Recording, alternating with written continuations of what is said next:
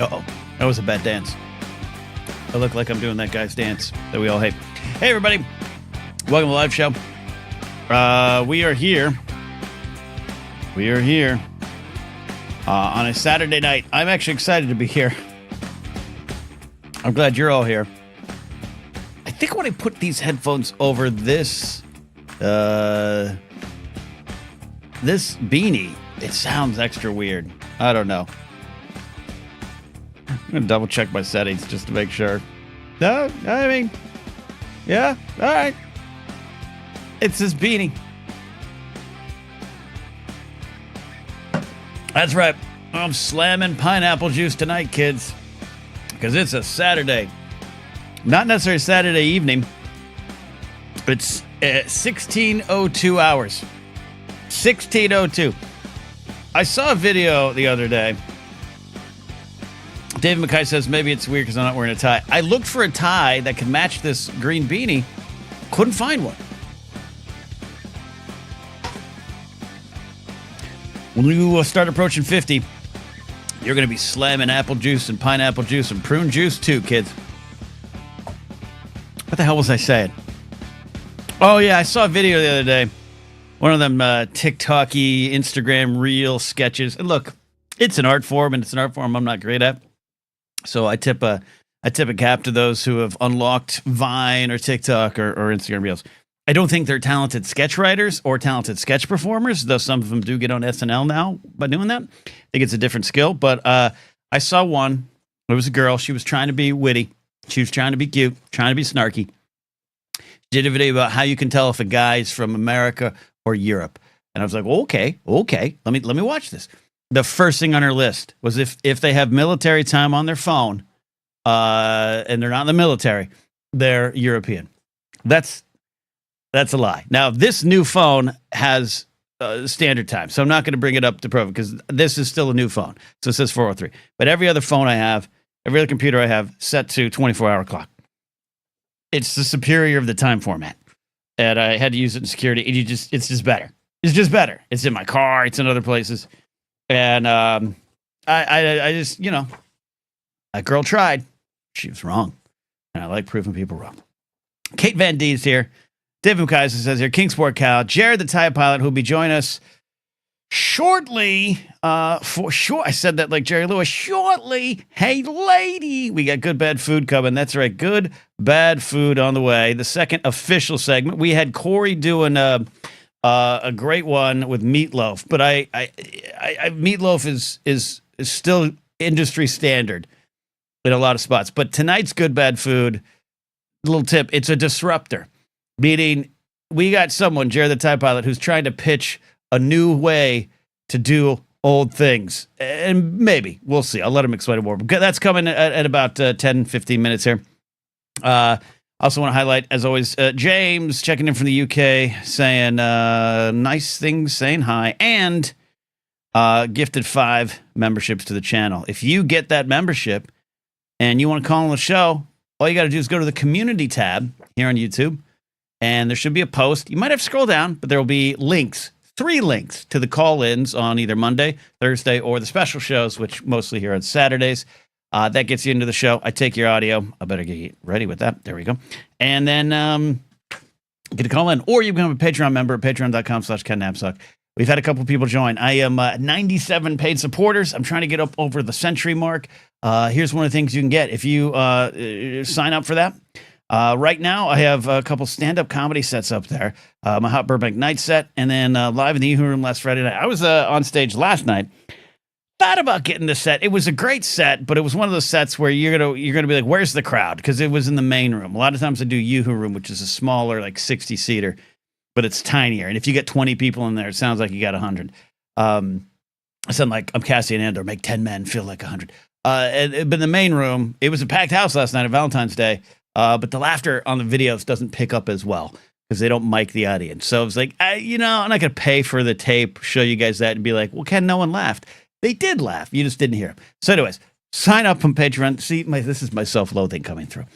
Sign up on Patreon. You get all that. And now when I post them on little sets like that, I'm going to do like a little mini blog, not just sharing my stand-up journey with you, but kind of being accountable to just stating what I'm trying to do or what I want to do or how I want to get better as a comic. It's great. But I had a good show last night.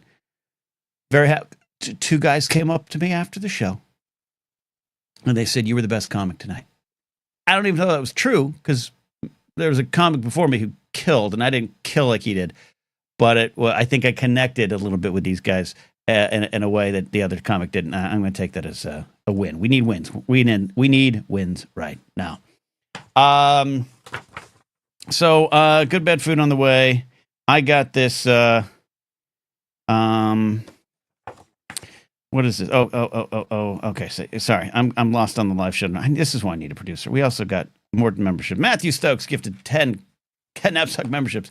Ben was I watched the concert, so that's what I was getting lost in. And Corey says it was a mess, and I have a lot of regrets. No, you don't. You did great, Corey. You did absolutely great. Svetnik says, didn't even watch the SNL concert. After hearing about it, I'm about to pay 1 month of Peacock just to watch it. I did watch, or I'm halfway through, so don't spoil. I got right up to what I want to talk about. I'll talk about it right here. I got up to Post Nirvana, as I think it was introduced by Adam Sandler. That is Post Malone fronting the surviving members of Nirvana, which of course includes Pat Smear, who was always kind of the unheralded fourth secret member of the band, but everyone knows him. Did I meet Pat Smear? No, he was in our town for our radio station. I don't think I met him that night. False memory. Never mind. Anyways, but I did watch the concert about an hour 45 minutes in, or hour 50 in, so I got about an hour left to go. And it was great. It was fun. It was a little weird. Speaking of not being able to hear the audience, I think I felt like Miley Cyrus felt at this show and the Grammys, of like, come on, you stuffy people, get up and dance. And people were doing that. By the way, I loved Miley Cyrus performing with Brittany Howard. By the way, Questlove and the Roots kind of being the house band all night, killed it. I think Alden and I are going to break down a little bit more of the 50th celebration weekend on Anytime next week, but SNL, always near and dear to my heart, even though I haven't watched it close to the last 4 or 5 years. It was fun to see. It's fun to see the faces. Most of the performances were good. I loved Arcade Fire with St. Vincent and David Byrne. I loved it. When I want to be David Byrne when I'm in my 70s, just dancing around in a little suit jacket and white shoes. Such a talent. Love seeing them do Heroes. I love Wake Up, one of my favorite songs to see that. Gaga and Andy Samberg doing Dick in a Box was spectacular. That whole medley was what I felt the show should have been, more than some of just straight ahead performances. The Eddie Vedder essentially starting the show, with the Tom Petty cover, great, but then kind of the weird rambly Eddie Vedder kind of speech in it didn't work for me. Normally, I'm not a huge fan of Jimmy Fallon, mostly because I think he had the career I wanted. And he's down to we're almost the same age, and we know a lot of the same people. And he came up the same way, and he's got to do all the things that I dreamed about doing in high school. So maybe I'm bitter. But I thought so far, an hour left of the show, I thought he did a fine job as a host. I thought there was some good stuff. I thought there was some warm stuff, and I think he had talent. It's just not talent I always love. But I didn't necessarily love the opening. I think it was the right idea to have Jimmy Fallon and some professional dancers do the Blues Brothers. It was too overproduced where, it was a great homage. What I'm saying is no disrespect to professional dancers hired to do that job. They did great and the choreography was fun. You cannot capture Dan Aykroyd's Blues Brothers dancing in that clip from SNL, the famous clip. You cannot capture that dancing with a group of professional dancers who are trained and the choreography is put together. That was Aykroyd just doing something that should be put in the Hall of Fame of just wonderful weirdness. I love Aykroyd's dancing. It's one of my favorite things. I watch that video often at night when I'm just like, it's the end of the day. I'm going to put on the Blues Brothers. I just watched that. That was the show started a little weird. There was some, the B-52s were good. It was great to see him. Awkward. There was some stuff that I thought was not great, but it gets me to, and I'm for those checking in, Ken Napzok Blathering, we're looking at the SNL concert, the homecoming concert that was Radio City Music Hall live last night. I watched it this morning on replay. Like I said, I'll say it again, hour left in the show, so don't spoil it. The last thing I saw was the Nirvana working with Post Malone. Now, we just saw at the LA Fire benefit concert the surviving members of Nirvana, which coming together is a feat. Whatever your Dave Grohl thoughts are, I'm not here to defend or attack Dave Grohl. And I do think he's one of the great rock and roll stars of our time, but clearly not perfect. Chris Novoselic is an interesting case because he kind of got out of music. He was kind of getting into like politics a little bit, and he looks like a history teacher now. He looks like a history teacher. He doesn't even shave his head. He's just got the horseshoe bald spot, and he's got a big bushy PE coach mustache. And it's like, I love seeing that because this is one of the greatest, most groundbreaking rock stars around. Like, even though he wasn't the front man, and a lot of people wouldn't think of Chris Novoselic before they think of Kurt Cobain or even David Grohl, he was there, man. And I just love seeing that.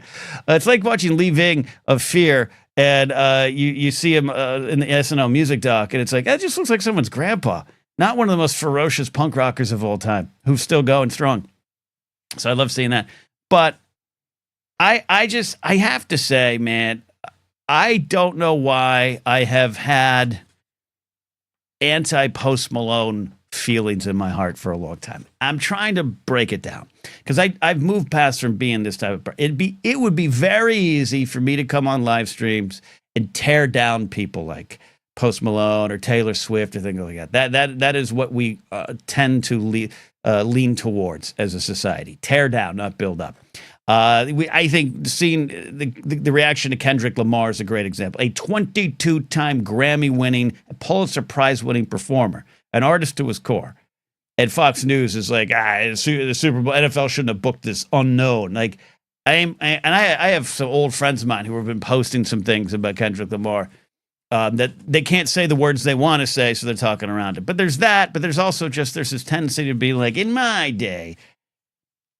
And I like Taylor Swift, don't enjoy a lot of her music, don't own a lot of music. I like some of her stuff, but I just enjoy what she does. And I'm here to support a strong woman taking her career in her hands and doing good with the money she has. She's very generous. That's been documented. I don't particularly enjoy Sabrina Carpenter's music, but I'm not here to stamp out any of the fire of her fans. A big fan of Chaperone, obviously. But that wouldn't have been the case 15, 20 years ago. I fought against the idea of liking Lady Gaga. Lady Gaga is the big thing for me where, like, in 2009, I used to rant to my friend, this meat dress wearing pop me in my day. Like, and then slowly but surely she won me over as an artist to the point where you're just like, no, I'm all in. This is one of my all-time favorites. And this is someone who actually has an influence on me as a creative. And she killed it last night with the Dick in the Box stuff. So all that to come back to Post Malone. I don't know why. It's not even about his music. It's not even just about his look. It's just, I've never been, it's been like, I ain't for that kind of person. I don't know what that kind of person is, but that ain't my type of people. Those are the people I'm going to hang out with. But then I saw, he was on, some, ghost hunting shows. We love Zach Baggins in this house and the Ghost Adventures, and he was on those, and I was like, he seems all right. Like, he seems all right. And then he's come out with he's kind of a country star. I don't know how to describe him before. I don't know how to describe him before. All that to say, he killed it last night. He killed it last night doing Nevermind. It was insane how good he did. And I just had to kind of ask myself, do you want to be the type of person that's going to continue to slam someone, whether or not I do it publicly or just in my heart privately? Do you want to continue to slam someone just because you don't get it and just because it ain't for you? That was for me last night. That was a Hall of Fame performance. By the band, too. And I love seeing Chris Novoselic. I love seeing Pat Smear going. And I, by the way, in my radio days, wasn't the biggest Nirvana fan. I liked other styles of music. But I think once you move on from the era you're in, you kind of defend the entire era. And Nirvana broke a lot of things in a good way. Though I know a lot of people who are still hair metal fans who still, to this day, uh, grumble about Nirvana destroying their Shangri-La, their paradise of hair metal in the late 80s and early 90s. Thank God Nirvana did. But that's just my taste. I'm not here to take away anything from yours. I love going to the Rainbow Room in LA. It's a hair metal haven. But anyways, I had no deep insight on that. All that to say, just be open to what people are or what they can present to you. And if it isn't immediately for you, that doesn't mean you need to wash them away. You need to throw them away. I don't know how to describe my feelings for Post Malone going forward, other than I absolutely will never doubt that man's talent after what I saw last night. It was breathtaking. Post Malone's not watching, but if he wants to hunt ghosts with me, Grace and I are open for business. We can go hunt some ghosts. In fact, we'll go to Boston. We'll hunt some ghosts there. So anyways, that's my thoughts on that. Coop, oh my God, I love garbage host gunning TV. We love it too, Coop. We love it too. Now, Ghost Adventures is our favorite. We have been to the Zach Baggins Haunted Museum a couple times. We also love Project Fear. I watch that with Grace a lot. And we watch everyone, the big ones, the kids that they're way too rich and successful for their age and whatnot. But Sam and Colby, we watch them because they switched full time to ghost hunting a couple years ago. I call them Dip and Doop and Bop and Dop, but they're okay. They're okay. I have more problems with their guests. It's a generational gap between me and their guests. But I just love it. Do I believe it? Of course not. But I want to hear ghost stories here. I am ready. I'm willing. If a ghost shows up, taps me on the head, wakes me up, hands me a Snickers bar, something, then I believe. But sounds around the corner, grainy camera footage, I can't believe there. But Post Malone believed. Post Malone, Zach Baggins, good episode. Good episode to them. Yeah, producer Steve is, God forbid we give producer Steve a night off. So anyways, that's stuff on my mind. Coops has come to Augusta. I'll take you to all the haunted places. Spoiler alert, a lot of plantations. Yes. yes, indeed. All right. So I want to catch up with this. Also, Chris King gifted 5 memberships to the channel. Chris, thank you. Chris is also lined up to call in here. Corey, the super chat, thank you as well. The other thing, and I'm sorry, Good Bad Food is Jared, a couple minutes here. I put up this weird poll tonight. This is just, Coop says, I'll tell you my ghost story one of these days. Coop, we're going to have ghost stories on this show. You better call in. We'll make it happen. All right, so I put up this weird poll. Natural disasters to fret about. Earthquake, tidal wave, asteroid, Yellowstone explodes. Eric Elliott in chat, hi Eric, said we all should have put like flooding, like typhoon, hurricane kind of flooding. And I agree with that. Fortunately, only 4 choices. The reason this was on my mind, I did the clip out from Thursday's episode with 60 minutes of science with Dr. Addy, our resident professor of smart things. And I put that clip out there. Just, hey, even if you watch the show live, swing on over and give it a like and give it a watch. Put it on the background. Help destroy that algorithm for us. Osvetnik says tornadoes. I thought about tornadoes as well. This was I put up that science clip, and in it we talk about the changing Earth core, and it's going to be all right. We don't have to worry. The core is changing. We'll see what happens. We don't have to get to Mars yet. But it just made me think about, even as a kid, thinking about those kind of things. So I would think often about, what if the big one hits? I live in LA. We don't think about that, but it's in the back of your head. I've always said on here, when an earthquake hits, I like it a little bit. Like when it's a little rumbler and you feel it, it's kind of like, ooh, the adrenaline rush. But there's about a half a second where you're like, oh, this could be it. This could be the one that they've been warning us about for decades. Absolute decades. And like I've said before, little earthquakes don't necessarily mean it's releasing pressure and it's going to keep another big one away. It actually more often than not means more pressure is building. So I think about that. Asteroid hitting Earth. We got that asteroid story. There's a couple of them out there. there's one that's like a mansion-sized asteroid that could hit. There's that one in 2032 that the chances are rising. Small, still like 2.6%, but it could hit. As we've talked about, not earth-shattering, literally, not earth-shattering, but we don't want that. We don't want that. So as a kid, I'd think about that one. But I try not to think about that one because I bet if we had like some NASA scientists on the show, maybe one of Addie's friends, they'd be like, oh, you don't want to know the close calls. You don't want to know the close calls. I was once in a training session with a retired LAFD firefighter. We were going through some training stuff in my security days, and he was saying, you don't want to know how many of the big rigs you see delivering what looks like gasoline to a petrol station, as David McKay might say. You don't want to know how much of that is actually super explosive, super dangerous levels of like rocket fuel in LA. You don't want to know. The firefighter would know. Thankfully, haven't had to deal with one, but you don't want to know. That's kind of how I feel with the asteroids. And the final one I put was Yellowstone explodes. I had never really paid attention to that one until doing some of the work for Y-Files. That was one of the things we're diving into that we did. I don't know if they ever released it. I wasn't working on the project, but the idea of a Yellowstone eruption, a cataclysmic, large-scale Yellowstone eruption is likely, right? And we went into it, and as they do on the show, they fact from fiction kind of, there's always some things to it. But that I had never thought about that one, and now I think about that one perhaps more than any of them. Perhaps more than any of them.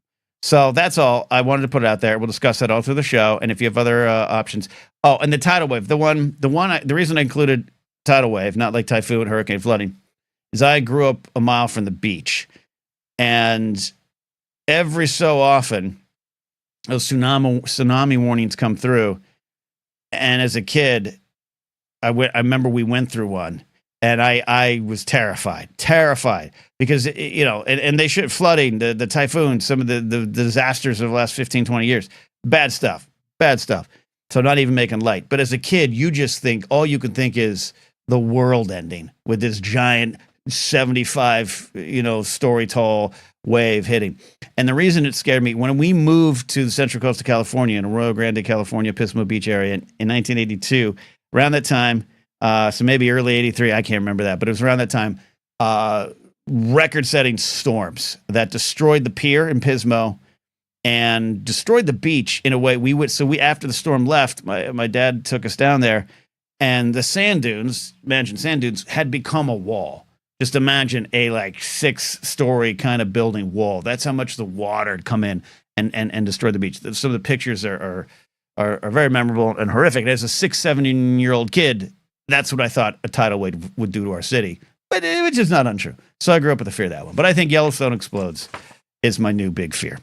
So there you go. Answer that. We'll talk about it and get in here with a call. I'll be here at about 5:15 tonight. All right. But right now, what we are going to do is we are going to go camera ready with our good friend, Jared, the Time Pilot, the defender of the Boston City as a concept and as a place. But this is Good Bad Food, where we bring someone on to talk about something that might be considered bad in the food world. Not disgusting, not abnormal, just something that's they do, something they eat, something that they enjoy, but they stand by it as a good, bad food. Jared, welcome to the show. How are you doing tonight? Very zoomed in. We move that back. There we go. How we doing? We're good. We're excited to have you here. And I know a little bit about what you're going, but I'm just going to let you take it away. Present your good, bad food. Audience, we do want you to react. Oh, yes. So I didn't think this was actually going to be a good one because I initially messaged Ken. I'm like, I don't know if this is weird enough. And he got very excited about this. So apparently it is. What when you say cheeseburger and hot dog, what are the condiments that come to mind? Oh, man, I'm going to put some fresh sliced pickles or maybe some pickle relish. Ooh, maybe some diced onions on the hot dog, maybe some grilled onions on the burger. And then, Jared, I'm going to put mustard and ketchup. And even if you call it catsup and some kind of fancy mustard, whatever, they're there. Nay. Nay. Get that ketchup, get that mustard, throw it away. My friend, mayonnaise. Mayonnaise goes on hot dog, mayonnaise goes on cheeseburger, and more importantly, mayonnaise go on French fries. Okay. I am immediately intrigued. I'm not disgusted. Now, if I was 10, I'd be disgusted. Hated mayonnaise as a kid. Came around to like mayo later on. I want to know in chat. David McKay vomits. Addie gives a hard pass. Chris King, all caps. I am disgusted. Matthew Stokes say what? Now remember, Matthew Stokes and David McKay, they ain't from around these parts, so there's probably some weird thing that we put catfish butter on all burgers. And I don't even know if catfish butter is something we need to invent now. Jared, I'm listening. Take me through it. Mustard is just disgusting to me, straight out. Ketchup is something I can tolerate, but not a big fan of it. I got the flavor. What is it about ketchup? Well, I got the flavor of Tism where I don't like the citrus feeling. How I describe it is I don't need my food to attack me. So I don't like overly citrusy. I don't do spicy food, like hot spicy food. Like, no. Mm-hmm. And I'm a very white boy, so French, Canadian, and Scottish. So, give me my mayonnaise. I mean, everybody who's in the Discord sees my name in Discord. That is for a reason. That's right. Oh my God, I didn't even connect that. I get messages from Captain Mayo, and I'm like, that's right. Captain Mayo. That's Jared. I didn't even see the connection. When did you? Because I like mayonnaise now.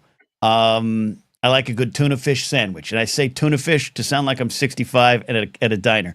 But up to about 10, I couldn't step near anything with mayonnaise on it. Have you always liked mayonnaise? Oh yeah, always. The what started the whole journey really in my freshman year of high school, I put mayonnaise like it. I don't know how it happened, but somehow I got mayonnaise on my French fries, ate it, and I was like, this is delicious. And I proceeded to do it every day. And that's how the nickname actually started my freshman year of high school. And it has been placated. So freshman year of high school, it was Mayonnaise Boy. Then we got it down to mayonnaise. Then it was and then we finally just shortened it to Mayo.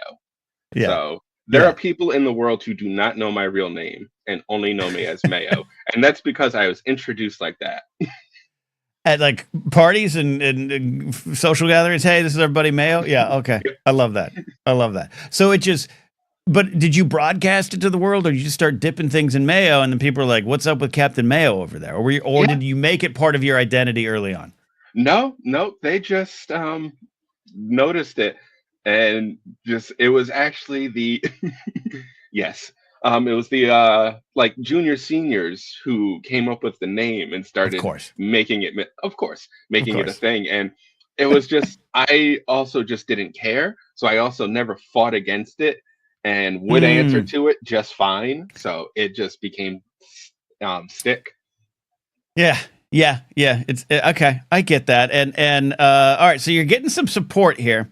Lauren Romo, who I will preface it by saying, she is from Detroit. They don't do food well over there. They claim to have some pizza I've never seen.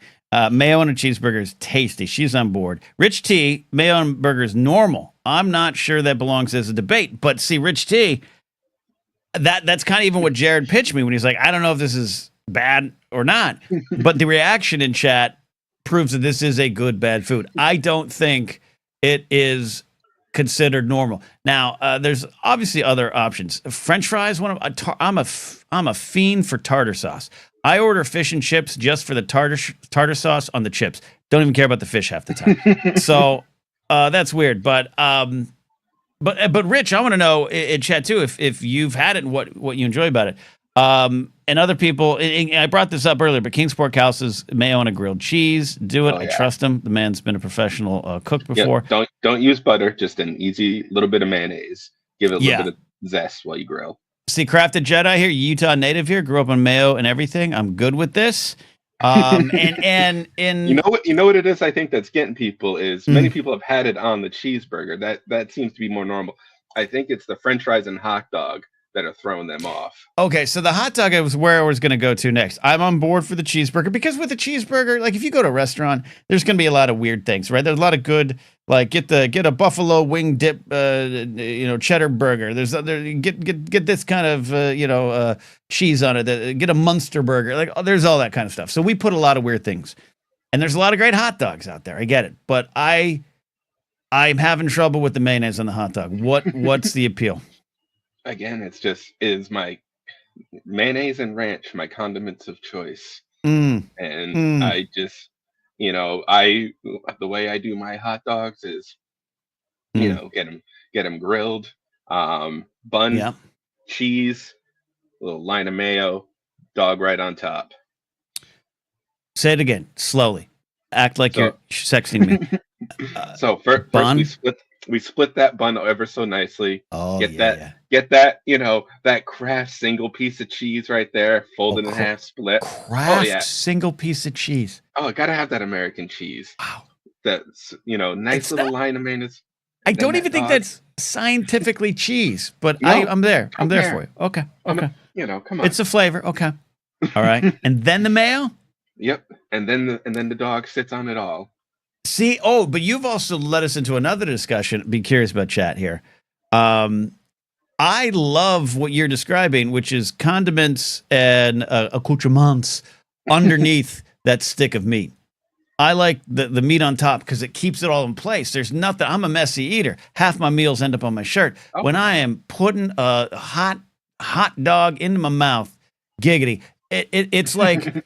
It's like a wood chipper or something where as I push the meat into my mouth, all the relish and everything just stops here on the face and doesn't go in. But when you put the hot dog over it all, it goes in. Exactly. I feel you on the messy eater thing.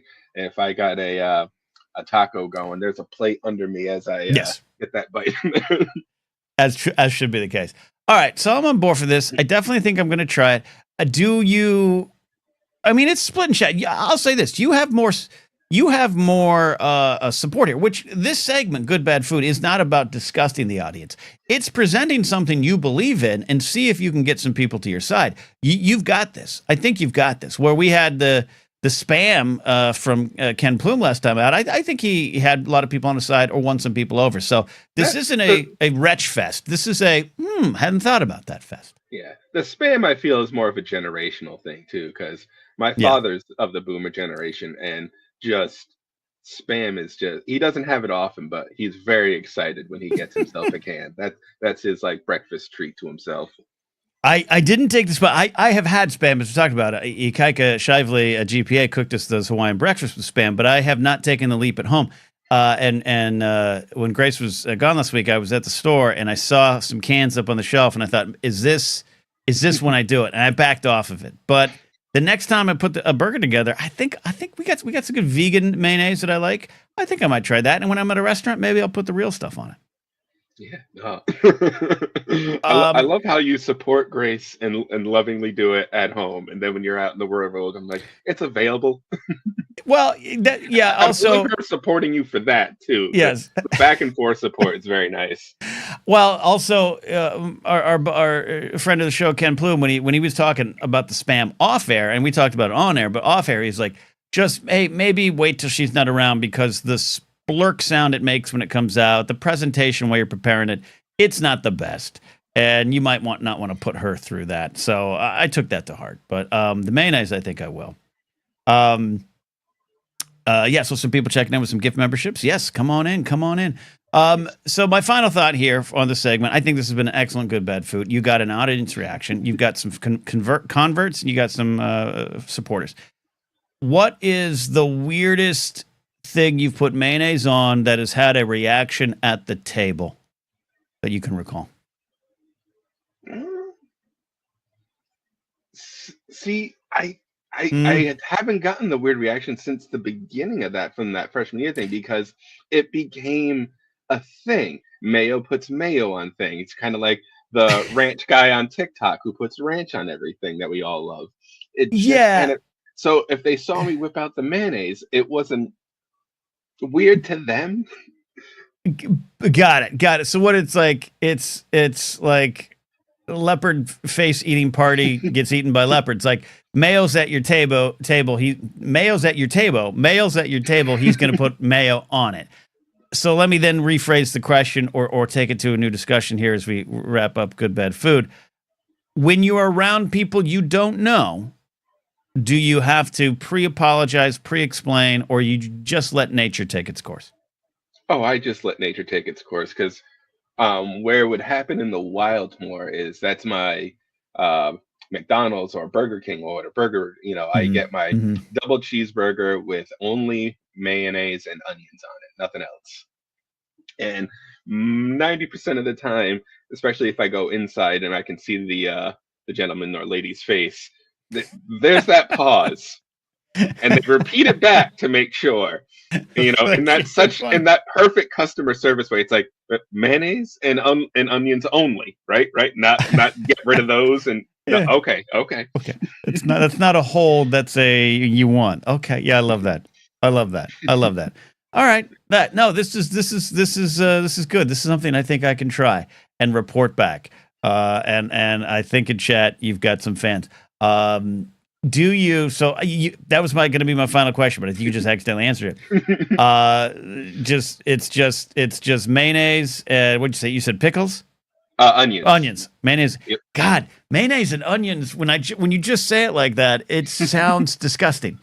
It It does, sounds doesn't it? like some sort of bratwurst topping that you're not sure about. Um, uh, but do you plus it up at all? Anything else? Like if I get a burger with feta cheese and buffalo dipping sauce and chicken and pineapple, there's those. Do you ever get those kind of burgers, or is this just about you being a simple man who loves mayo on his meat? 90% of the time it's the simple man, but if we do go to, like, as I like to prefer to refer to them as, the hipster burger places that do Yeah. the ridiculous, I'll go for one of their ridiculous things, but they always laugh because I'll do blah blah blah burger with all the accoutrement on it and a side of mayonnaise for dipping. No chef has ever come out and been like, "No, sir, no, I will not allow this." Nope, I have not gotten no soup for you. No. Well, there you go. What do you think in chat? Please let us know. And if you're watching this a little bit later, absolutely comment down below. This is the type of YouTube engagement that the foundation, the whole foundation is built upon. Jared, final thoughts. Close us here on Good Bad Food. Make this pitch for mayonnaise as the number one condiment in the meat world. Oh, come on. You got the nice creamy texture of it, that little bit of zest, but not biting on it. Holds everything together nicely. I mean, come on. It looks funny. It sounds funny. Who doesn't Yeah. want to giggle when you're That could be mustard as well. Fair fair enough. Hey, I absolutely appreciate this, Jared. You have come in like gangbusters with a wonderful segment. We appreciate it. Good, bad food. Jared, thank you very much, my friend. Of course, Ken. You guys stay safe. All right, Jared, check it in there. I love that. That's exactly what I want to do this segment. So if you've got a good, bad food thing, let me know. We'll do this about once a week. I love doing this. Super chat coming in here from James Holmes. Was trying to buy your book from your website, and it took me to Lex Luthor's website. A billionaire is going to steal your cut regardless nowadays. What's the best way to order your book? Well, if you go to the website, James, that shouldn't be the case. If you clicked on, depends on the section that you clicked on. Yes. So if you go, if you click on the first link, it does in fact go to Amazon. But if you go to the shop, you can try to do it there. Now, shipping to the UK can sometimes be a little bit of a thing. So let me know what you want there. But if you go in the shop section, the shop is active for at least one more month. If you want to get a personalized signed copy. And yeah, otherwise, yes, it does go to Lex Luthor's website. I appreciate you clarifying and asking that, James. Addie says, good, bad food, Cincinnati chili. I like it already. I don't even know what that is, but I'm intrigued. Appreciate that. Let's check the poll. Then we got Chris King calling him. We are looking at favorite natural disasters to fret about. I do mean favorite. Like, which ones keep you up at night? Yellowstone, 30 votes in. By the way, don't forget to like this video. If you're watching, give us a like so we can tell the world what we're doing here. 30 votes in. Yellowstone exploding. An eruption at Yellowstone, 43%. Asteroid and earthquake tied at 23%. Tidal wave, 10%. Also, if you're not, obviously I'm coastal. And I grew up really, really coastal. So, yeah, that's the tidal wave might be less popular in that kind of way. The poll has 30 votes for 26 people watching. Weird. Nah, not weird. It's just people checking through here. People checking through. All right, we're gonna go to the calls. If you want to be a caller, you just got to be a channel member here on YouTube, and we got some gifted subs. So some people checking in, going, "Hey, what do I got?" You're checking in here with me, Ken Napzok on the Blathering, and you get to call in, or you can be a Patreon support at patreon.com/Ken Napzok. Also, why have your attention and looking at other things to check out? Hey, times are tough. You might need some meditation. My friend Scott's got a great podcast for that. Blue Star Meditation. QR links up on the screen, Apple, Spotify. Just search your favorite podcast spot for Blue Star Meditation. Scott will guide you through some wonderful stuff there. All right, on the phone right now. Let's see where he wants to go. Chris, returning to the show. How are you doing, Chris? How are you doing? Doing well, Ken. Despite the fact that I was very disturbed by the mayonnaise talk, I'm doing okay. Okay. So I want to give you a chance to not rebut Jared, but just kind of explain what about it. What about the mayonnaise on hot dogs, burgers, just mayonnaise in general? Where are you at with that? I don't know if I can rebut it. I was a very picky eater when I was a kid, but this is one of the ones that has stuck with me. I just don't love the texture. It reminds me of paste. It reminds me of like eating paste. Listen, I know it's in an aioli. Like, everyone, all my friends and stuff. Like, I'm aware. It's the same family, but like, it's different when it's like a spicy, like a spicy mayo or something else. It's got some heat in there. I'm a big hot sauce guy. So, but just straight mayo on everything. I put it this way.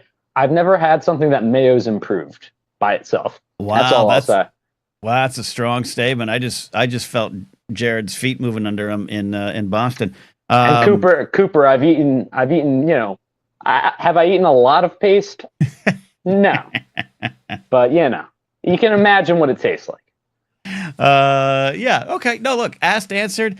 It's not for everyone. Like I said, up until about 10, my mom and dad would bring out that jar of mayonnaise to put it on like my bologna sandwich, which sounds like some sort of nursery rhyme.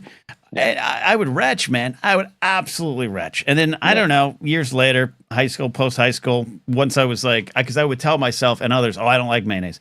Please hold the mayo. And then one time maybe I accidentally had it, I'm a big fan of deli sandwiches, and a mayo was on it, and it did improve it. So, Chris, I have to respect you.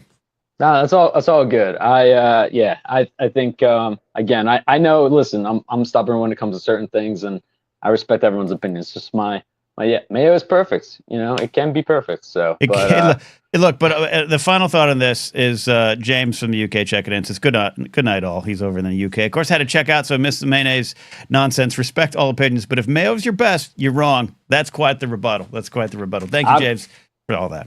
I'm gonna let James speak for me. So I was listening to Anytime with you and Alden earlier today. Saturday's my chores day, and I was doing some laundry and some other things around the house, and I was listening to you guys, and I did hear Alden and you saying about talking about teachers right now being one of the people right now that we gotta rally around the most.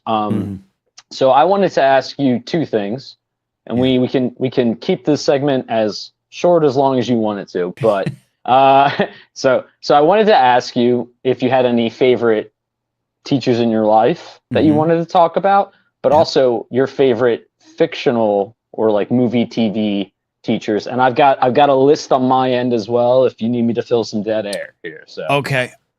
Oh, the ones on TV. Ooh, okay. I think I have one. I don't know his name. I have to look it up. People in chat will have to help me. As far as teachers in real life, I have several that I was influenced by or have fond memories. Was blessed to not have any particular bad teachers. each school kind of has the, like, if you're going into one grade and there's two teachers, they're like, oh, I hope you don't get Mr. Ward, don't get Mr. Ward. And then, I never got that. So yeah, no, I had some great teachers growing up, in elementary school. My second grade teacher, but the first teacher that I really, like, quite frankly, just had a little boy crush on. I was devastated when second grade ended. I was crying in my room. My parents caught me. Her name was her last name was Piparato, Mrs. Piparato. She was young, probably first, second year teaching, married, living in our town. And just a dynamic, fun. I enjoyed going to school every day. And you're second grade, you don't know what's going on through your brain, but I absolutely adored her. That was early on, and my sixth grade teacher, Mr. Whittemore, was great too as well. But yeah, as I moved on, absolutely, two teachers that come to mind in my high school days was my art teacher, a guy named John Olachek. I don't ever know what happened to him. He didn't stop teaching at school after a while. I don't know, but he was great because he taught me, I was falling in love with popular music in a way, because I wasn't allowed to listen to a lot of popular music growing up. So I was like a big Beatles nut, and that was my identity. And he'd just be like, cool, let's put on a record. And I became his teacher's aide. And we would just sit and chat. We'd go to breakfast. I'd grade papers, and he just treated me as a human, not a student. And inspired my art, inspired me to keep going, and opened up my world to some things. He was the first person to ever tell me, Jesus wasn't white, which ended up being big in my life. The other one around the same time, my 10th grade English teacher, I also became her teacher's aide for 1 year. I had this teacher named Kathy Forenza, who was an English teacher who really encouraged my writing, really encouraged my comedy and my sense of humor, and was very supportive of me. Again, treated me as an adult, knowing you're a student now, but in a short while you're going to be out there in this world. Let's get you ready to pursue this kind of career. Let's get you working on it. And those two come to mind as well. So there was others along the way, but more boring stories. But those two, Kathy Forenza, John Olachek, I owe a lot to. And I used to go back to the high school and say hi every once in a while. Then after a while, I just kind of lost touch. So anyways, that's my answer. That's my answer. No, those are some great answers. And I appreciate you telling. I appreciate that you have like the specific stories too, because that's what really made me think about it this week. I'll be honest with you. I had a rough week this week at work in terms of just that's because I am a teacher. That's why I'm asking. Not just like a hey, tap on the back. Like we do get pat on the back. We do good things here, but it was one of those weeks where I didn't have these easy answers for kids, and and so hearing you and Alden talk about it, it just it made me think about it, because I had some kids. I'll give the simple reasons why this week was tough, which was like I had one kid who got broken up with via text on Valentine's Day morning. Oh. And I had another student who got broken up with the day before on the 13th via text as well. And it was like, and they both are acting out of sorts on Valentine's Day. And I'm like, and I have pretty good relationships with both of them. So I was like, after class, I was like, hey, can we talk for a second? And they shared it with me.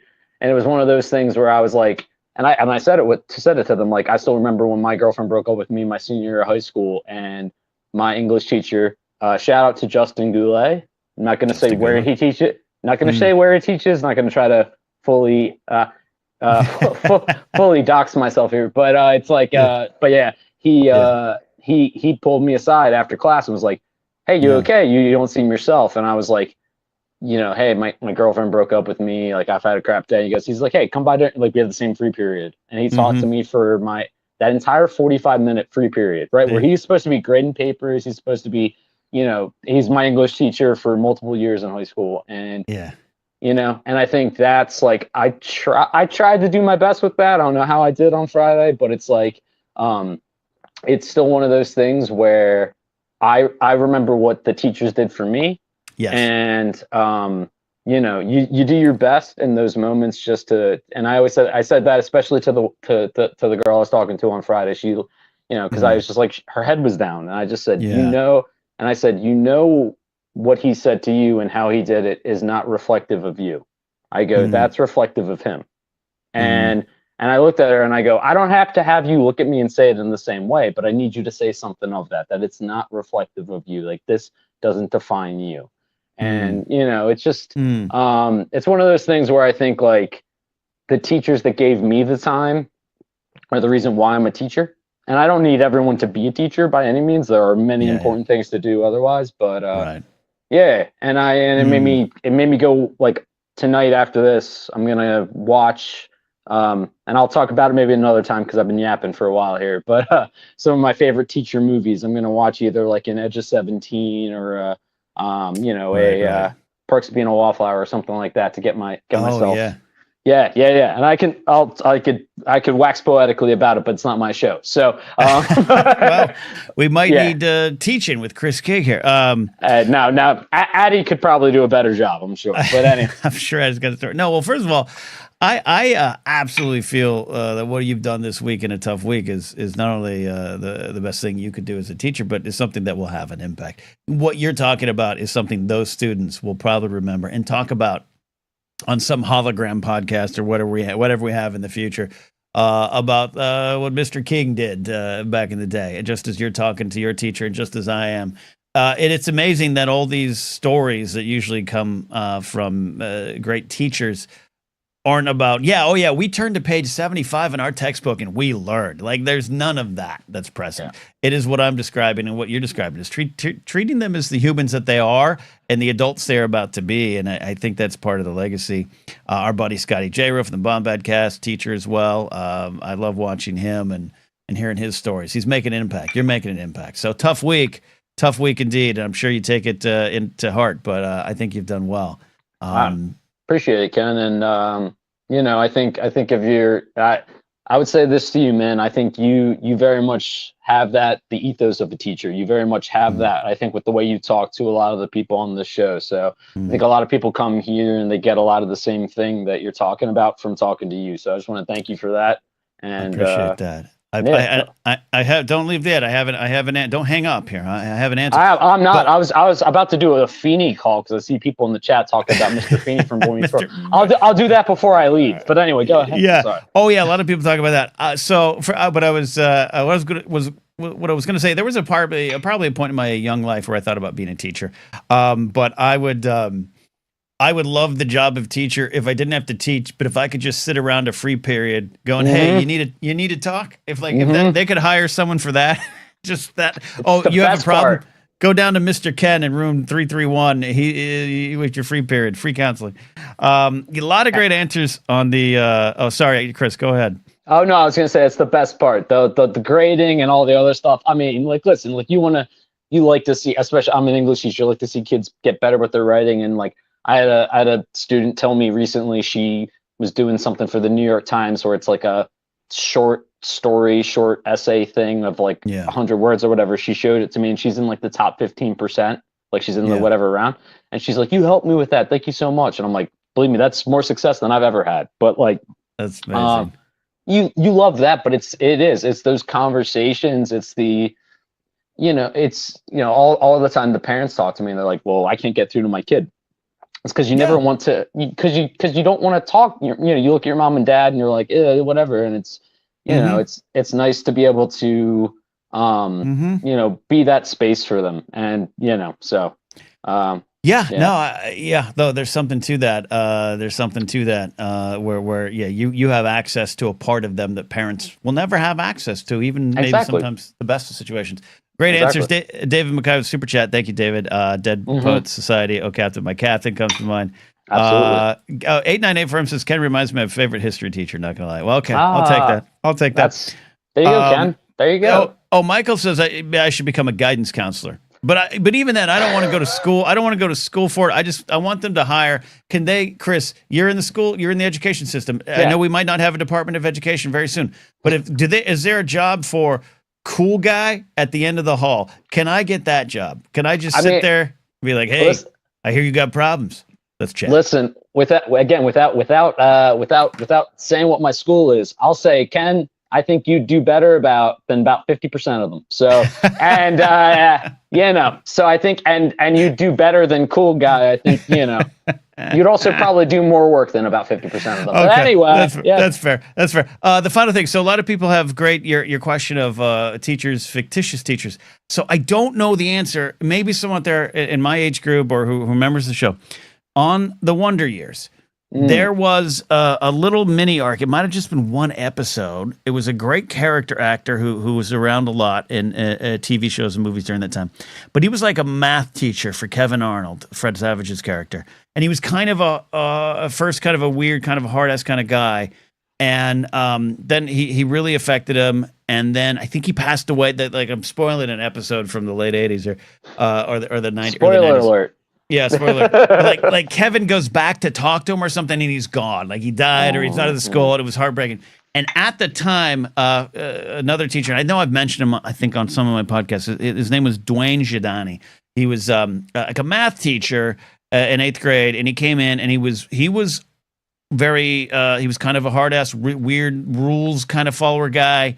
But like, I mean, I can't remember. He had like class rules, but he was very theatrical. He was tall and had this booming voice.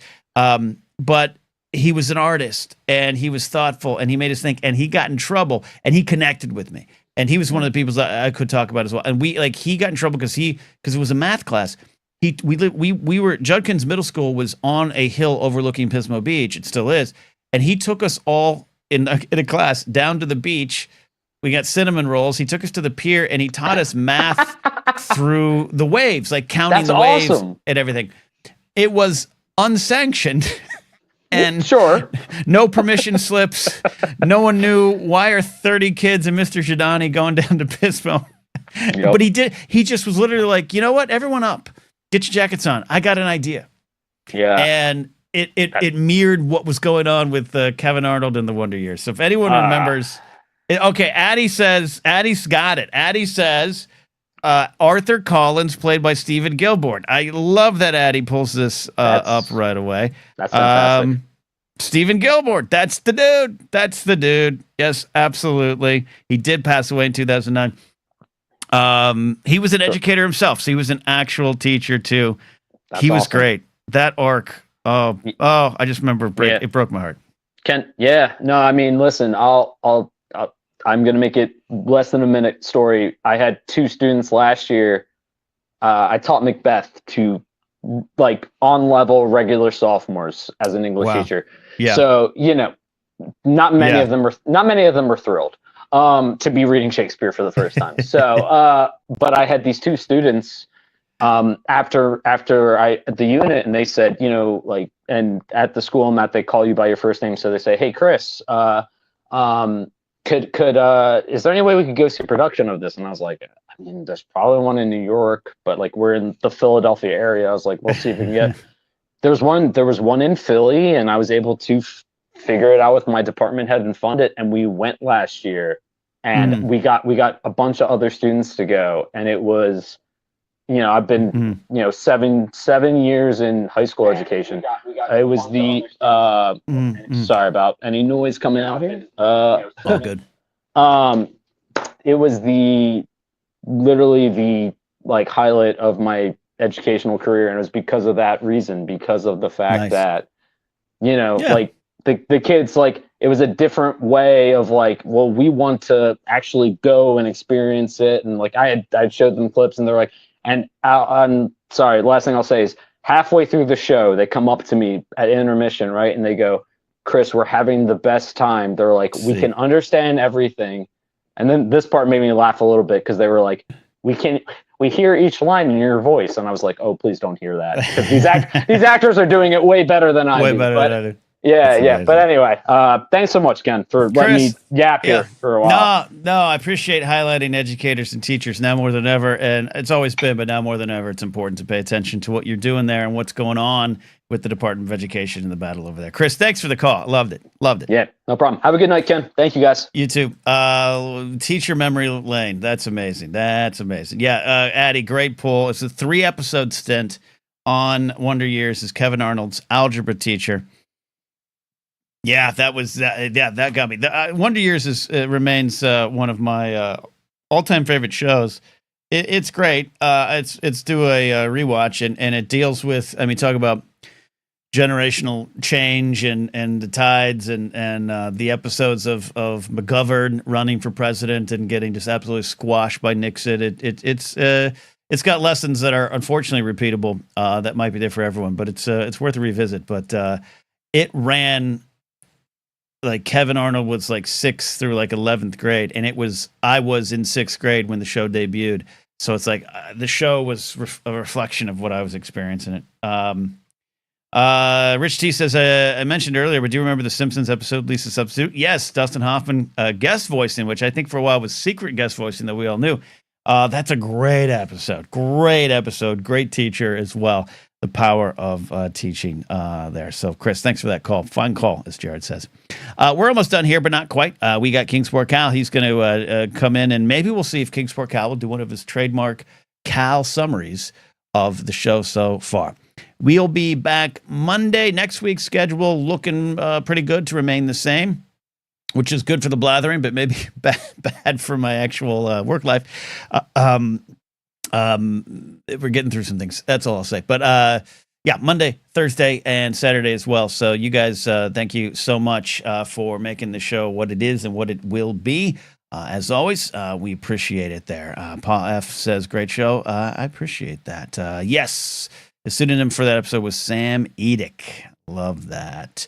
Old Handsaw checking in here, saying Venus Flystrap teaching a gang member about Adam was brilliant. Shout out to our buddy Old Handsaw. Which reminds me, don't forget to check out the Moonagers stuff too. Go to our Bandcamp, themoonagers.bandcamp.com, pick up some music. You can also go to Bandcamp, pick up my comedy album too. I'm not just here to shill my stuff, but I do want to get the word out on all the things that I do. But Old Handsaw's here. Hope you're feeling better, buddy. Laserbolt says, just want to hear Cal say Ken. So we're almost out of here tonight, but I am going to take a call. One of the things I get to do tonight, I'm excited tonight. I am going to go do some delivery, and I wanted to. I put in the description of the show. I'm not hiding the fact that, like a lot of people, I'm out there trying to survive and do some things that aren't my favorite, and I've been delivering for Uber Eats. Which the actual act of it's pretty relaxing. If it didn't take all the gas and put the wear and tear in my car, and I got paid more, it'd be fine. It's like you drive around the city that you listen to music, and you go to a fast food place and say, do you have the order for Brenda? And then you go to Brenda's house and you leave it on the gate, or maybe they come out and they say thank you. Like it's pretty easy. The biggest stress is just finding parking on busy streets where restaurants are. But it's the tipping, and a lot of you I keep bringing it up, and a lot of you have worked in the service industry or an industry where you needed tips to survive because our living wages here aren't sufficient in this country. I'm still at a 50% clip of people who don't tip versus people that do. And if you want to give me $1, that's fine. Anything. I still get about 50%. But my ratings are up, so it's not like I'm disappointing people. If I looked at my Uber Eats delivery rating and it was like 60%, they hate me. I'm doing a good job. No one tips. And last night, I just wanted to. I made some runs. It was Valentine's Day night before I settled in for Valentine's Day here at the house, and then I had a show last night at Flappers. I was like, I'm going to go deliver some food. Maybe there's some young lovers that want some pasta delivered to their house, and there wasn't much. But I delivered the pizza to a nice lady, and she was so nice. And she came out, and she said, I hope you have a good Valentine's Day. Thank you so much for doing this. So nice. And then she gave me an $11 tip, which quadrupled my earnings. And it invigorated my hope in humanity. I am a big tipper. I'm always out there. If there's if there's the tip option in front of me, I even tip when I call in orders and I go to pick it up. I tip when I can, because unfortunately that's where we're at. And I know the dark history of tipping. I know how corporations use it, and it's a problem. I tell the stories before. I won't remix them. But being over in the UK and actually being told by bartenders, please, for the love of God, please don't tip us. We don't know. We don't want that. We don't need that here. My cab driver, I tipped him 40 pounds for the tour guide. He ended up giving us. He was gobsmacked. So we are not in that world over here in the U.S. So tip, folks, tip. There you go. Rich T says, kind of like a lot of stand-up sets seem based on observations and experiences. Blathering topics can be based on Ken's delivery stories. Absolutely. You know what it is, Rich? This show is a broadcast. It's like a radio broadcast, but it's like what happened today. I don't do a lot of. I want more. There's more segments coming. I'm actually working on one we're going to debut soon called "Here's the Truth." We got 60 seconds of science. We got 16 seconds of sports. But that's Steve. That's Addie. I got good, bad food. Jared tonight.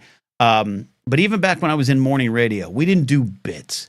And it maybe was a bit of our undoing back in the 90s. We should have, me and my radio partner should have done bits. But it was like, if I went out the previous night and experienced something, that's what we're going to talk about on the air today. So yeah, Rich, you're absolutely right. And I love that there. Thank you, Matthew Stokes, for the very generous super chat. Thank you for all for your generous super chats tonight and your gifted memberships and hanging out with me. So we are here Monday, but we're not done now. Bringing him to the show. Are you ready, Laserbolt? He's going to say it.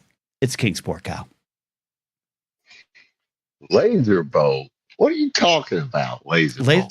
Laserbolt wants you to say it. Say it. Say it, Cal. Say what?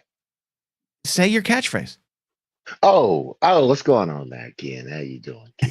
It's the best. It's the best. Oh, shit, Ken. I had I wanted to say something to Brady out there. He tried to continue my Black History thing. He did, going. Yes. Yes, he did. I heard that. I heard it in the car this morning, actually. What'd you think? What'd you think? Oh, yeah. No, I mean, he did all right. He was doing foods. He forgot fried chicken and watermelon, but what have you. Okay. Anyway, that's a joke. All right. I'm not serious. We'll leave that one to you, Cal. Yeah. I did want to point out, I did say something earlier. Well, not today, but I did say something on Anytime about my friend Josh Fritz, who is actually, I didn't think about it when I was talking about it. He is actually living School of Rock. He is a music teacher. Oh, yeah? Yeah, he's a music teacher at my old middle school. And he went to school there. We went to school there. And he's a music teacher. And his kids started playing electric instruments and stuff like that and everything. Now, when I was in school there, I was in the concert band at that time. I later went on to do jazz band in high school. But anyway, yeah, we didn't have electric instruments. Jazz so band. they wanted to play electric instruments. They started playing them. And he formed a band, and the school wouldn't recognize it really as a band. And then he finally got them to. Anyway, so they're going to be performing next month. So that's cool. But that's you meant yes. See, a teacher making the impact. Beautiful. Yeah. Beautiful. Yeah, that ties into what Chris King was talking about. What? Hold on. You said you were in jazz band. What instrument did you end up playing? Oh no, I played the trombone. But I played trombone in concert band and marching band. Okay. Now in jazz band, that's amazing. Okay. In jazz band, I played the trigger slide trombone, which has got a button on Ooh. it. It helps you slides and rags and stuff like that when you're playing jazz. This is amazing. I love that there's this side of Cal. Would you ever come on this show and play some slide trombone? Solo? I have not played the trombone in many years, Ken. I was really good at it. But my music director, Mr. Jack Lancaster, encouraged me to try to pursue something with it and go to college and stuff. But we, of course, we didn't have the money for that. Sure. So, Respect. I wasn't that great to get scholarships, things that happen in life. You know what I'm saying? Cal, I know what you're saying. I'm dealing with things that happen in life here in my life right now. But we wouldn't have to even bring you up on camera. But why don't you dust off the old trombone and give us just get back on the horse? Well, if I was going to do that, because after high school and stuff like that, I focused my energies towards guitar, which I'm not that great at. But I've been playing. I was actually playing guitar when I was 13, and I was really good at it as well. And and I've kind of fell off. You know what I'm saying? Because I haven't been Okay. playing often. Sure. Because again, Sure. a lot.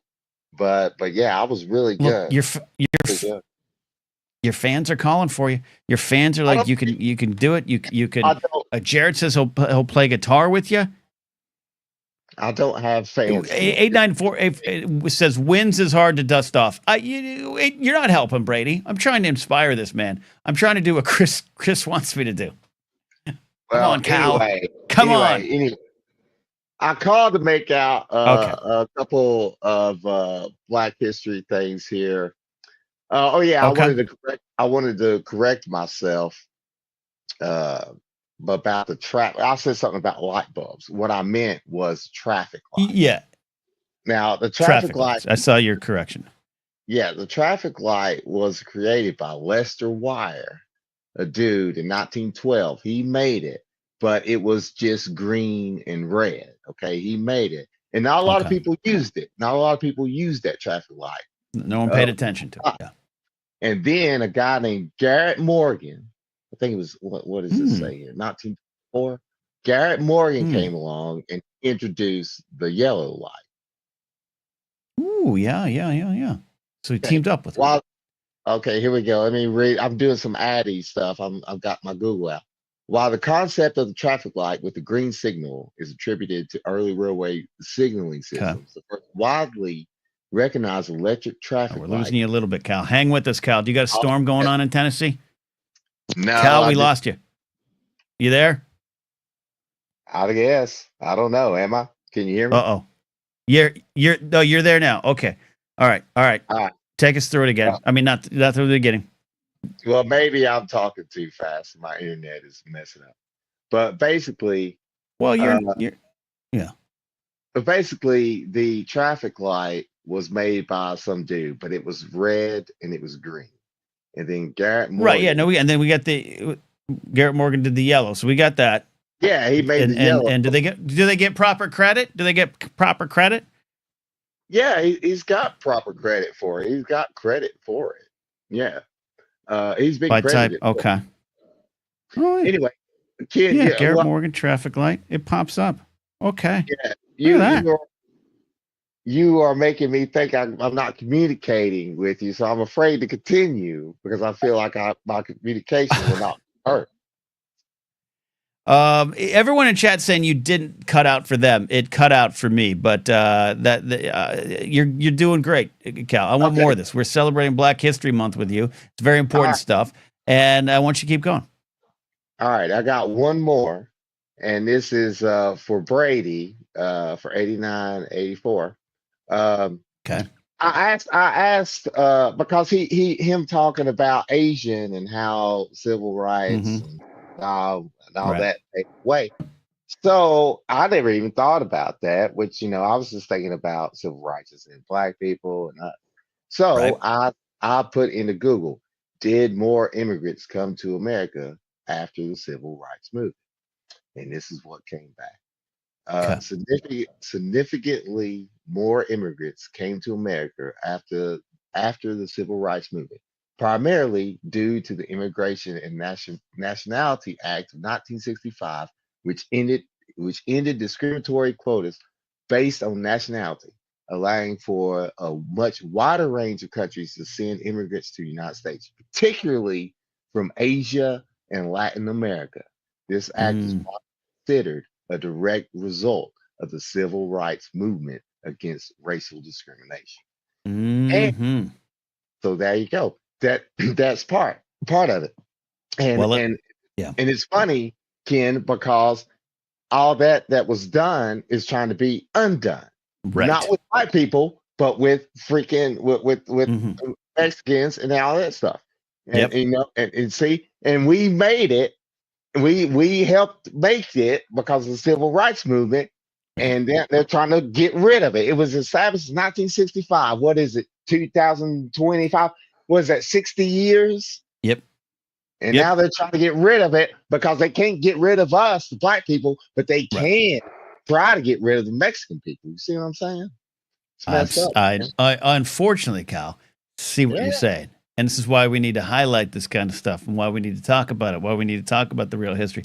That's why I asked if Garrett Morgan got proper credit, because often inventors or people of influence who are people of color or women, and this is not just related to America, of course, don't get the proper credit. When we were in Paris and at the Eiffel Tower, the names of like the 29 men who were credited for building the thing or creating the thing were on it, but none of the women who were involved were on it. So that's something's pretty common. So I love what you're doing. I love highlighting things, even if it's known, even if it's properly documented, even if they got credit. The idea that our diversity as a country is what has literally made us stronger. Literally made us. Garrett Morgan, Rich T said, check. Garrett Morgan inventing the yellow light on the traffic light scale save lives, right? Save lives. That's important. We need to talk about it. You're doing great. Also, just for Brady for 89, where is it? Okay, in 1960, just so he knows, the immigrants, the total number of immigrants, the percentage of immigrants in 1960 for 3.8% were from South and East Asia. Okay, that was in 1960. Now, shit, where'd it go? That was the thing. Okay, here it is. Now, in 2017, they done it again. This is the site I'm looking at. 2017, they done it again. And the percent of Asians totaled 27.4%. So from 1960 to 2017, it went from 2.7% of Asian immigrants to, and Brady's parents might be one of them, but who knows? Maybe not. I don't know. I lost you on my side again, Cal. So if you're still going, I apologize. I don't know what's happening. Yeah, I hear you again. This is great info, Cal. Well, okay. Well, you can hear me again, but I wanted to say that and tell you about the teacher. I can't do really a roundup because I really wasn't paying that much attention. But I did. I mean, I was paying attention. No, I don't. You know what? I don't want a comical roundup. You brought some really important, valuable information and perspectives, and I think it's important here as we celebrate Black History Month, and of course a whole bunch of other folks. But like a month that we're very close to just having it completely erased, not just from Google Calendar. So I think it's important. So I don't need your summary. Well, that's fine. I will say I remember Chris, Ethan, Jared called in. He had no Steve, which is disappointing. Steve, he's missed. Just because I heard him yet the other day. Whatever. Just because football isn't going on doesn't mean you don't need a producer. No. Yeah, I need like an action. Like I'm waiting. My goal is to get the Blathering to be the #1 internet live radio talk show, and hire Steve full time to make my life easier. That's my goal in life here. So we're making this happen. And then Cal, maybe my goal is to get rich enough that you come out and just cook food for me. You just leave your job now. You just be in the kitchen cooking with me. We hang out. You and I hang out. You can have a real ciggy. I'll have, to answer Addie's question, my fake ciggy that I'm still holding in my hand. All right. You still working that gimmick, Ken. You still working that gimmick. Still working the gimmick. You got my go picture. Anyway, but yeah. No, I appreciate you, Cal. I love what you're doing here. And I love that you've showed your side. You've been calling into my shows or shows I've been involved with for about 12 years, and you and I have a great rapport. But I love what you've brought, a real rich perspective on the accomplishments and achievements of Black Americans in a month in which we need to celebrate it. Cal, you're doing the Lord's work, and I love you, brother, okay? Well, I hope everything sounds good on your end. I see Winston's here. What's up, Winston? Winston's here. Yes, Winston's here. My boy can stay woke as in its intended definition and not the bullshit Fox News turned it. And by the way, and Winston, we got to get Winston on the show here. Winston and I are doing two similar things in our own wonderful, unique ways. We're trying to present lifestyle programming that covers a lot of different things. And because it's not narrow banded, YouTube can sometimes struggle with that. So we really appreciate our audiences, and we really appreciate you all connecting with us here in the community. So check out Winston's show. I have it on when I can. I know Winston just moved, so that maybe hasn't had live shows this week or so. So yeah, Winston, we are brothers in arms right here, trying to put well-rounded lifestyle programming out there, and people like you, Cal, make it rich. And I will say this, Ken. I do know you have one black friend, that is Winston. But also, I'm glad he. What? Hold on. I got you. Oh yeah, I forgot. Okay. Anyway, but no. Speaking of which, and I want you to hang up on me after I answer this. I'm gonna hang up because I'm gonna go. I gotta go deliver food. I gotta go deliver food. I get an extra $1.50 on every delivery if I do it tonight at 6. $2. One question, real quick, and then I'm gonna go have drinks with Mark Ellis and Josh McCook at the Comedy Store. So okay, that sounds phenomenal. You tell them I said hi. But also in that vein, have you and hang up on me? Have you met the wickedly erratic, irreverent Gray Drake? Have you ever hung out with her? And I'll see you later. Yeah. Okay. Yes. I just hung up on him for that question. Yeah. I've known Gray for years. Gray Drake's one of the best. I haven't talked to her in a couple of years because I don't go around the movie stuff anymore. I'm not. I got pulled from the Disney press screening list. I'm not for anything I did. I don't review the movies anymore. So other than Star Wars, so I'm not on the list anymore. But that's where you used to go see wonderful people like Gray Drake. Gray Drake is absolutely one of the best, and I think she's at a new outlet right now. I can't quite remember where. Comic Book News or something like that. I don't know. She's doing great. Anyways, that is it. I appreciate all of you hanging out here tonight. I appreciate Jared with his good, bad food, putting mayo on everything there. Really appreciated Chris calling in, highlighting teachers, the importance of education. You know, with an administration that is probably, who knows, days away from having Linda McMahon, of all people, help destroy the Department of Education from within. And then we got Kingsport Cal checking in with a little bit of Black History Month information and insight and a lot more. And you guys are great in chat. Thank you for the generous super chats tonight. Really, really appreciate it here. We're doing great things. Tell your friends about it. And yeah, we'll hang out again on Monday, live at 4 p.m. Pacific, or as we say, 1600 hours. Be there sharp. Bye.